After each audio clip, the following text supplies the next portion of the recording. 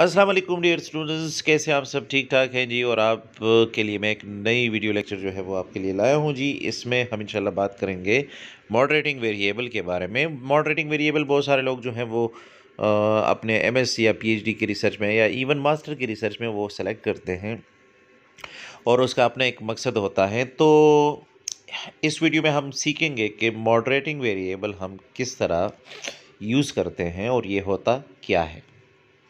तो लेक्चर शुरू करने से पहले आपसे गुजारिश है, अभी तक अगर आपने मेरे चैनल को सब्सक्राइब नहीं किया हो तो सब्सक्राइब करें और साथ ही बेल आइकन को क्लिक करें ताकि हर नए आने वाले वीडियो की नोटिफिकेशन या अपडेट जो है वो आपको मिलती रहे। So what is moderating variable?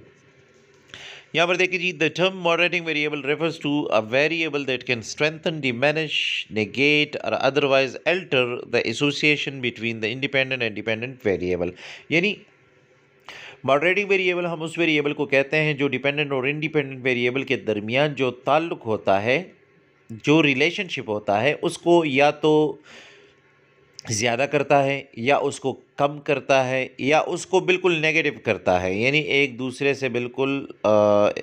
के साथ बिल्कुल उसका ताल्लुक होता ही नहीं है, बल्कि नेगेटिव ताल्लुक बनता है अगर फॉर एग्ज़ाम्पल मॉडरेटिंग वेरिएबल आप इस्तेमाल करते हैं तो। और हम यूँ भी कह सकते हैं कि मॉडरेटिंग वेरिएबल वो वेरिएबल होता है जो इंडिपेंडेंट और डिपेंडेंट वेरिएबल के दरमियान जो रिलेशनशिप होता है उस रिलेशनशिप को चेंज करता है। तो चेंज करने से मुराद कि या तो उस रिलेशनशिप को यानी डिपेंडेंट और इंडिपेंडेंट वेरिएबल के दरमियान जो ताल्लुक है उसको या तो तेज़ करता है, ज़्यादा करता है, या डिमिनिश उसको कम करता है, और या उसको निगेट करता है यानी उसको मनफी में तब्दील करता है। तो ये हमारे पास एक डिफिनीशन मॉडरेटिंग वेरिएबल का हुआ। अब ज़रा नीचे देखें, यहाँ पर हमारे पास दूसरा डिफिनीशन है, moderating variable can also change the direction of this relationship. बिल्कुल जी, हम कह सकते हैं कि इंडिपेंडेंट और डिपेंडेंट वेरिएबल के दरमियान जो रिलेशनशिप है उस रिलेशनशिप को मॉडरेटिंग वेरिएबल चेंज कर सकता है, तब्दील कर सकता है। अब तीसरा हमारे पास जो है वो moderating variable can either be categorical और कंटिन्यूस। कैटेगोरिकल और कंटिन्यूस वेरिएबल पर हम बात करेंगे, लेकिन इसके लिए मैं एक नई वीडियो लेक्चर जो है वो आपके लिए लाऊंगा, इसलिए मैं यहाँ पर इसको डिस्कस नहीं करना चाहता। तो हम सिंपली कह सकते हैं कि देखें, मॉडरेटिंग वेरिएबल हम उस वेरिएबल को कहते हैं जो डिपेंडेंट और इंडिपेंडेंट के वेरिएबल के दरमियान ताल्लुक को या तो ज़्यादा करता है स्ट्रेंथन, या उसको कम करता है डिमिनिश, और या उसको निगेट करता है मनफी अंदाज में उस रिलेशनशिप को बदल देता है।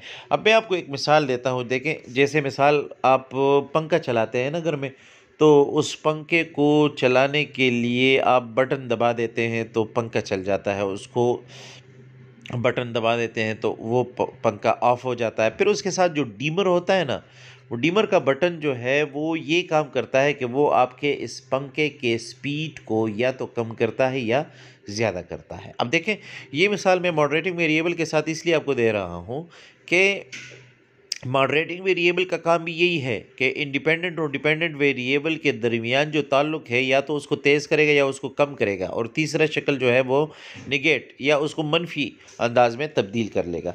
तो हम जब ये मैनेजमेंट साइंसेज में एचआर लीडरशिप वगैरह की जो रिसर्चेस करते हैं तो उसमें फिर हमारे साथ जो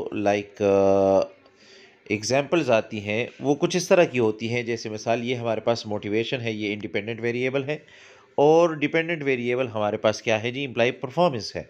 तो मोटिवेशन किसे कहते हैं? जब आप या मैनेजर्स या ओनर्स जो हैं बिज़नेस के, कंपनियों के, वो क्या करते हैं, अपने एम्प्लॉइज़ को मोटिवेट करते हैं। किस तरह मोटिवेट करते हैं? उनकी पे, उनकी सैलरी वगैरह बढ़ा देते हैं, उनके लिए वर्किंग एनवायरनमेंट जो है वो अच्छा बना देते हैं, या उनके लिए फॉर एग्ज़ाम्पल कुछ फैसिलिटीज़ हैं वो फैसिलिटीज़ जो हैं वो ज़्यादा कर देते हैं, एट्सेट्रा। तो ये कुछ चीज़ें हैं जो जिनका ख्याल रखते हैं ऑर्गेनाइजेशन में मैनेजर्स या ओनर्स या लीडर्स। तो इसी वजह से क्या होता है जी, इसकी वजह से एम्प्लॉइज़ जो हैं वो खुश होते हैं। एम्प्लॉइज़ जब खुश होंगे तो उनकी परफॉर्मेंस क्या होगी, तेज़ होगी, ज़बरदस्त होगी। तो मतलब ये कि मोटिवेशन के ज़रिए एम्प्लॉइज़, यानी मोटिवेशन के ज़रिए एम्प्लॉइज़ जो है, ये एम्प्लॉइज़ की परफॉर्मेंस जो है वो तेज़ होती है। अब इसके साथ हमने क्या किया, यहाँ पर एक मॉडरेटिंग वेरिएबल भी ले लिया। तो मॉडरेटिंग वेरिएबल, ये बात याद रखें कि दरमियान में जो मॉडरेटिंग वेरिएबल आता है ये हमारे पास मॉडरेटिंग वेरिएबल है। तो इससे हम लाइन बिल्कुल सीधा यूँ खींचते हैं इस रिलेशनशिप को, क्योंकि देखिए मॉडरेटिंग वेरिएबल जो है ना वो इस रिलेशनशिप को क्या करता है, डिस्टर्ब करता है।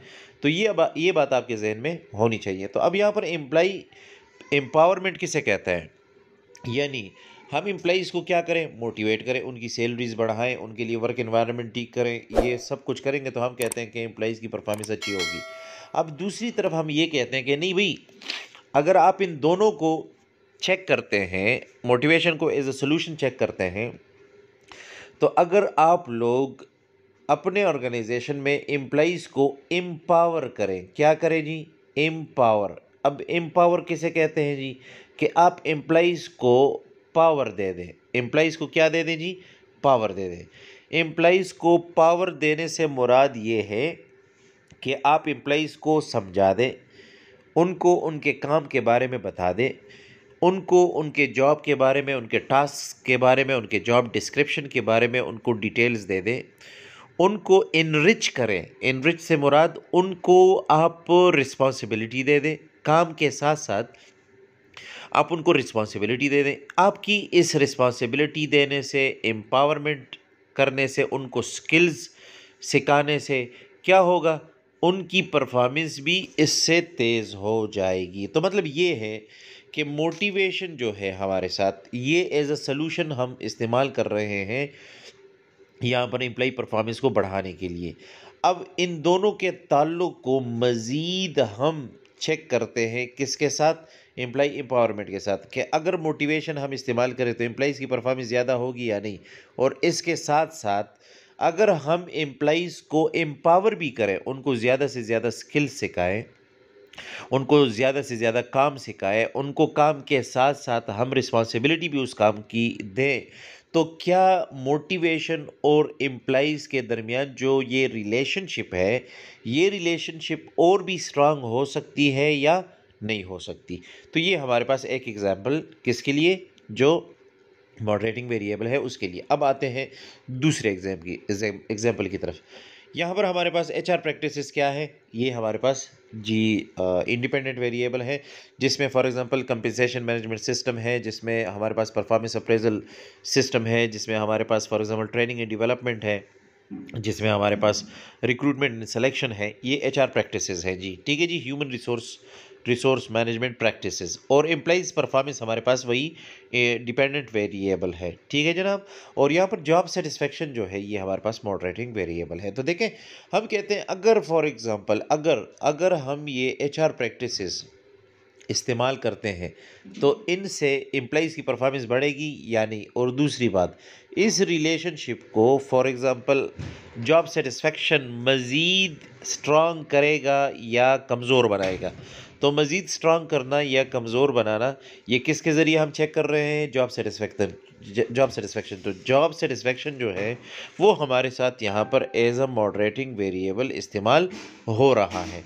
अब आए ज़रा एक और एग्जाम्पल की तरफ। यहाँ पर हमारे पास इंडिपेंडेंट वेरिएबल है जी स्ट्रेटेजिक लीडरशिप, और दूसरा है एम्प्लॉय क्रिएटिविटी।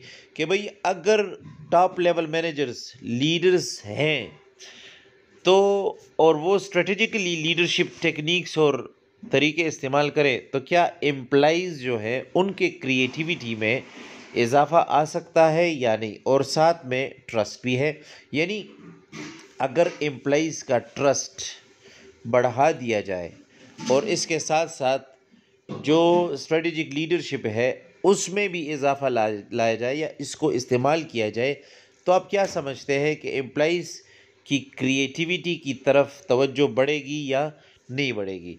तो यहाँ पर यानी स्ट्रेटेजिक लीडरशिप और एम्प्लॉय क्रिएटिविटी के दरमियान जो ताल्लुक़ है इसको चेंज कर सकता है क्या, यानी ट्रस्ट।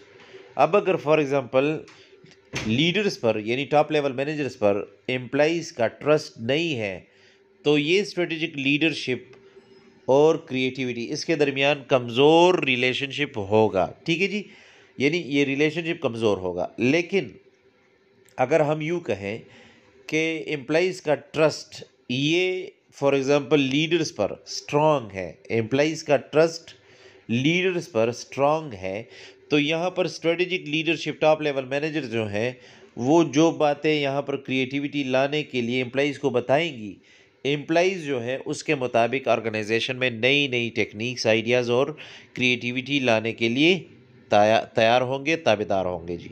ठीक है जनाब, तो ये हमारे पास कुछ एक और एग्जांपल। अब यहाँ पर हम फॉर एग्जांपल कुछ और भी डिस्कस करते हैं। तो यहाँ पर है knowledge sharing as independent variable. Moderating variable हमारे पास है क्रिएटिव सेल्फ एफिकेसी और डिपेंडेंट वेरिएबल है प्रोजेक्ट सक्सेस। तो देखें, नॉलेज शेयर करना, इसकी वजह से क्या प्रोजेक्ट सक्सेसफुल हो सकता है या नहीं, और दूसरी तरफ हमने इस रिलेशनशिप को स्ट्रांग या वीकर बनाने के लिए, या हम चाहते हैं कि नॉलेज शेयरिंग और प्रोजेक्ट सक्सेस के दरमियान जो ताल्लुक़ है, ये ताल्लुक़ मज़ीद इम्प्रूव हो जाए, स्ट्रॉन्ग हो जाए, स्ट्रेंथन हो जाए। किसके ज़रिए? मॉडरेटिंग वेरिएबल के ज़रिए, जो कि क्रिएटिव सेल्फ एफिकेसी है। तो अगर हम सेल्फ एफिकेसी के ज़रिए इस रिलेशनशिप को मज़ीद स्ट्रॉन्ग बनाते हैं, ज़रूरी नहीं है, हो सकता है कि रिसर्च में रिज़ल्ट के आखिर में पता चल जाए कि भाई क्रिएटिव सेल्फ एफिकेसी की वजह से नॉलेज शेयरिंग और प्रोजेक्ट सक्सेस के दरमियान ताल्लुक स्ट्रांग नहीं हुआ बल्कि वीक हुआ, कमज़ोर हो गया। तो यहाँ पर फिर आप ये भी कह सकते हैं कि ये इस्तेमाल नहीं करना चाहिए। टॉप लेवल मैनेजर्स को या मैनेजर्स को नॉलेज शेयरिंग के साथ साथ प्रोजेक्ट सक्सेस के लिए जो क्रिएटिव सेल्फ एफिकेसी है, इसको इस्तेमाल नहीं करना चाहिए।